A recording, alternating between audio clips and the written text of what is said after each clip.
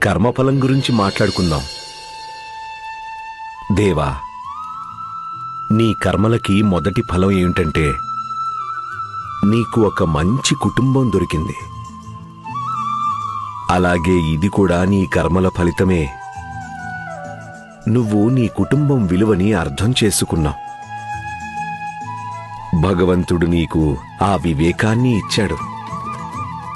ఇన్ని కష్టాలు పడిన తర్వాత కూడా నీకు ఈర్ష్య, ద్వేషం, అహంకారం అనేవి అస్సలు లేవు. ఇదే నీ కర్మల ఫలితం. నువ్వు సుఖంగా నిద్రపోతావు, ప్రశాంతంగా నిద్రపోతావు. ఇదే నీ కర్మల యొక్క ఫలితం. నిన్ను గౌరవించే వాళ్ళందరూ మనస్ఫూర్తిగా గౌరవిస్తారు, భయంతో కాదు. ఇదే నీ కర్మ ఫలం.